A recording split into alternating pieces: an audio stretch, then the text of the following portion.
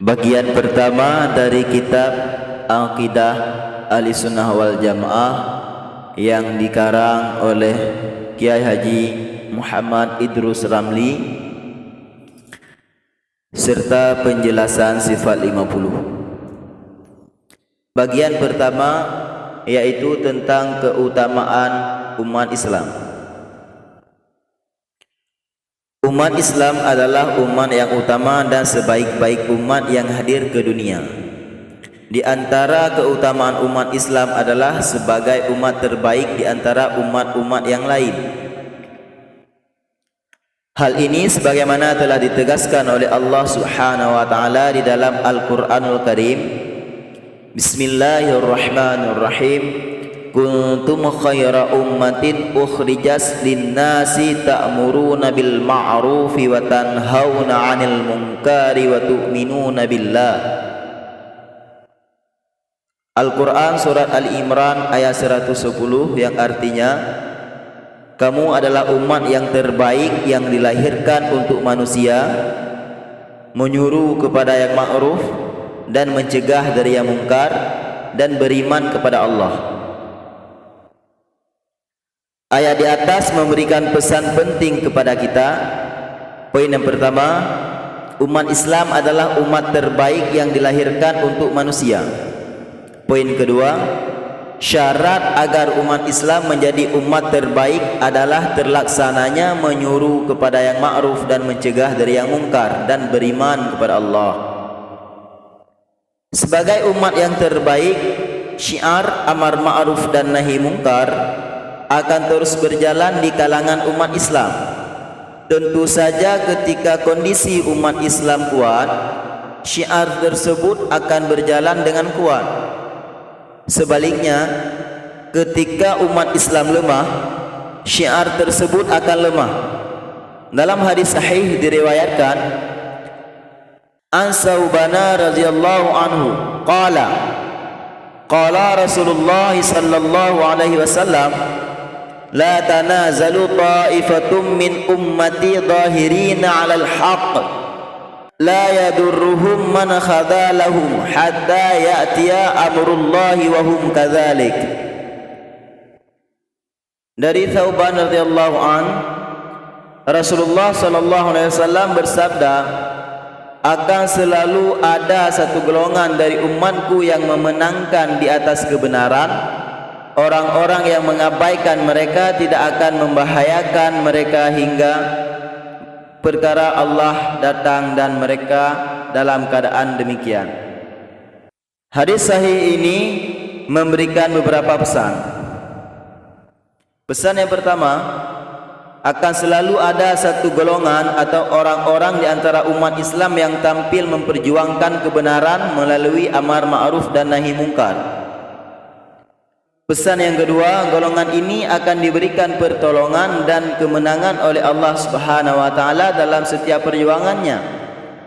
Walau ada di antara perjuangan-perjuangan sebelum kemenangan mendapatkan percobaan-percobaan dari Allah yang mungkin amat pahit bila kita rasakan. Dikarenakan setiap perjuangan menghasilkan kemenangan, dan kemenangan itu tidak semudah membalikkan telapak tangan. Pesan yang ketiga, ada pula orang-orang yang mengabaikan mereka dan tidak memberikan pertolongan atau bahkan melemahkan dan mengganggu perjuangan mereka. Pesan yang keempat, tetapi upaya orang-orang yang melemahkan dan merongrong tersebut tidak akan berpengaruh terhadap hasil perjuangan orang-orang yang baik tersebut. Pesan yang kelima, keberlangsungan kelompok-kelompok yang melakukan amar ma'ruf dan nahi mungkar tersebut hingga hari kiamat sebagai bukti bahwa umat Islam memang umat terbaik dibandingkan dengan umat-umat agama sebelumnya. Juga diriwayatkan dalam hadis sahih an Muawiyah bin Haidah radhiyallahu an, anna Rasulullah sallallahu alaihi wasallam qala, antum tufuna sab'ina ummah antum khairuha wa akramuha 'ala Allah. dari Muawiyah bin Haidah radhiyallahu an, Rasulullah sallallahu alaihi wasallam bersabda, kalian menyempurnakan 70 golongan. Kalian sebaik-baik mereka dan semulia-mulia mereka kepada Allah. Dalam hadis lain juga disebutkan, An Ali bin Abi Thalib radhiyallahu anhu yaqul, qala Rasulullah sallallahu alaihi wasallam, wa'titu ma lam yu'ta ahadum minal anbiya. Faqulna ya Rasulullah, ma huwa qal? Nusirtu birru'bi wa u'titu mafatihal ard wa summiyatu Ahmad wa ju'ilat turabu li tahura wa ju'ilat ummati khairal umam.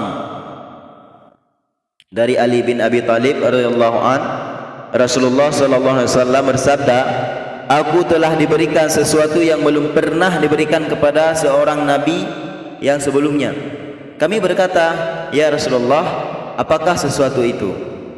Kemudian Rasul menjawab, aku ditolong dengan rasa takut, aku diberikan kunci-kunci kekayaan bumi, aku diberi nama Ahmad, debu dijadikan sesuatu yang menyucikan bagiku, dan umatku dijadikan sebaik-baik umat. Hadis ini yang tadi saya bacakan, yang didapatkan dari Ali bin Abi Thalib, termasuk kepada hadis hasan yang diriwayatkan oleh Imam Ahmad. Yang diriwayatkan dari Muawiyah bin Haidah, hadis itu juga hadis hasan, riwayat daripada Ahmad, Al-Tirmizi dan Ibnu Majah.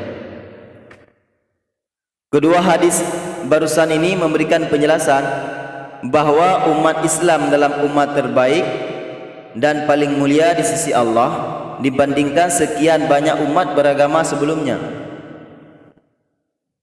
Kemudian dari sisi manakah keistimewaan umat Islam itu? Umat Islam sebagai umat terbaik memiliki banyak keistimewaan yang tidak dimiliki oleh umat beragama sebelumnya. Keistimewaan tersebut antara lain, yang pertama, umat yang dikasihi oleh Allah Subhanahu wa taala. Di antara keistimewaan umat Islam adalah kemuliaan mereka yang mendapatkan limpahan rahmat dan kasih sayang Allah di akhirat nanti. Allah Subhanahu wa taala berfirman di dalam Al-Qur'an, Bismillahirrahmanirrahim, "Tsumma awrathnal kitaba alladziina astafaina min ibadina, faminhum zalimun li nafsihi wa minhum muqtasid wa minhum sabiqun bil khairat bi idznillah." Dzalika huwal fadlul kabir. Jannatu adnin yadkhulunaha yuhallawna fiha min asawira min dhahabi wa lu'lu wa libasuhum fiha harir.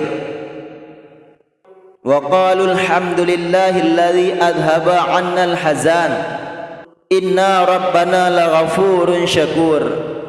Alladzina hallana daral muqamati min fadlihi la yamassuna fiha nasabun wa la yamassuna fiha al-ghulub.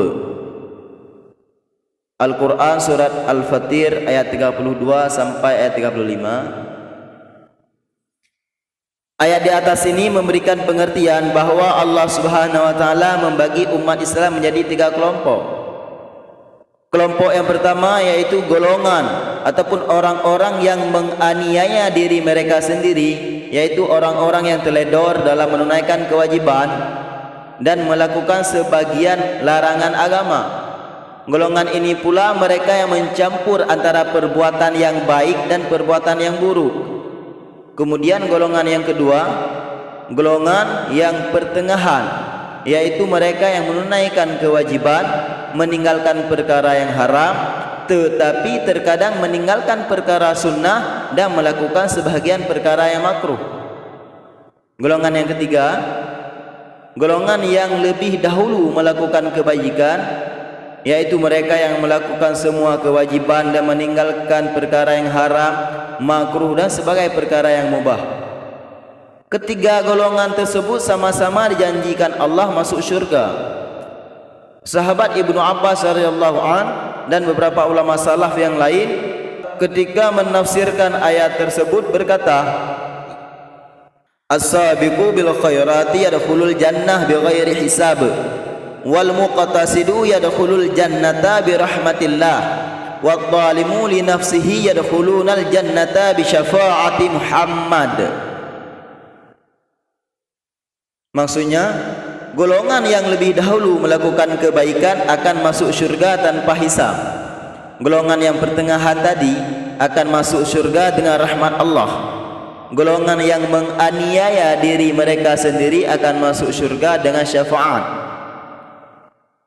Di sini yang mempunyai syafaat yaitu Nabi Muhammad sallallahu alaihi wasallam.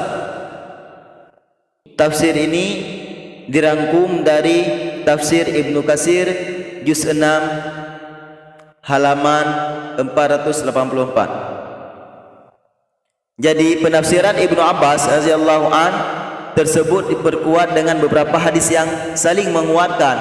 Antara lain yaitu hadis berikut, An Abi Darda qala sami'tu Rasulullah yaqul qala Allah subhanahu wa ta'ala thumma awrathnal kitaba alladhina istafaina min ibadina faminhum zalimun li nafsihi wa minhum muqtasidun wa minhum sabiqun bil khairati bi iznillah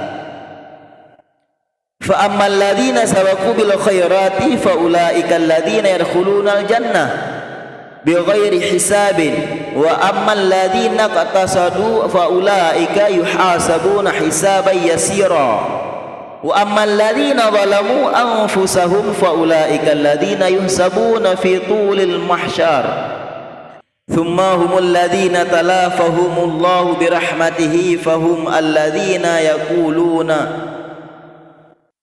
alhamdulillahilladzi adhaba 'annal hadzan inna rabbana laghafurun syakur. Dalam riwayat lain juga dijelaskan An Abi Musa al-Asy'ari qala Rasulullah sallallahu alaihi wasallam ummati hadhihi ummatun marhumah laisa 'alaiha 'adzab fil akhirah adzabuha fid dunya al-fitanu wazalzil wal qatlu. Dari Abu Musa al-Asy'ari. Dan Muhammad bin Ali radhiyallahu an yang dikenal dengan Ibnu al-Hanafiyah, ulama tabi'in, berkata, innaha ummatun marhumah adh-dhalimu maghfurulah wal muqtasidu fil jinani 'indallah wasabiqu bil khairati fid darajati 'indallah. Ini yaitu hadis-hadis adapun dalil-dalil untuk menguatkan tiga golongan yang tersebut, yaitu tentang penafsiran Ibnu Abbas pada golongan yang ketiga, yaitu lebih utama memasuki syurga dengan tanpa hisab. Kenapa? Karena golongan ketiga ini yaitu mereka golongan yang terlebih dahulu melakukan kebajikan. Mereka tidak melakukan suatu kewajiban yang meninggalkan perkara haram. Mereka melakukan semua kewajiban dan meninggalkan semua yang haram, bahkan yang makruh, dan sebahagian perkara-perkara yang mubah yang tidak baik untuk dilakukan. Maka golongan ini yang pertama kali memasuki syurga, itu yang dikatakan oleh Ibnu Abbas, dikuatkan dengan tiga hadis yang tadi.